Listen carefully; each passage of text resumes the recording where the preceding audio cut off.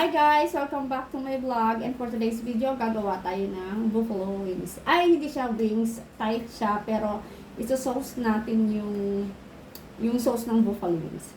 Tara! Nakapag-marinate na ako dito kagabi.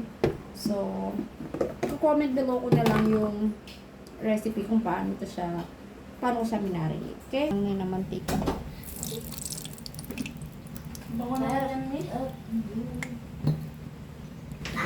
So, yan yung na-marinate natin. Tapos, ang mga init na.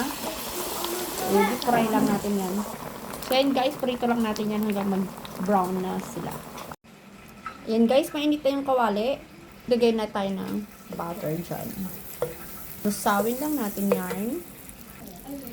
Tapos, lagyan natin ng sibuyas. Sunod na natin ang na din.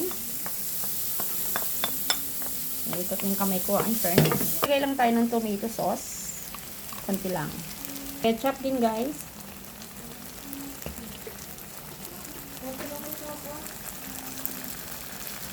Alright. Mekos, guys.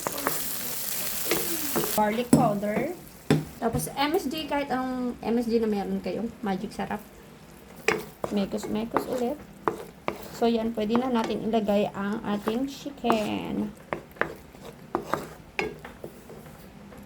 Tapos yan guys, malapot-lapot na siya, ganito yung texture na hinahanap natin. So, pwede na, pag ganito na siya, pwede natin isa-salang or ihalo ang ating chicken.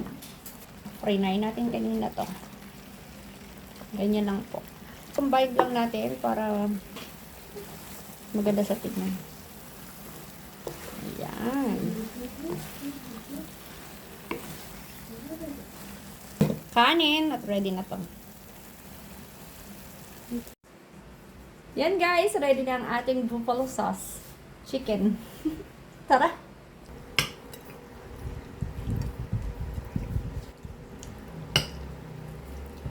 Ang sarap.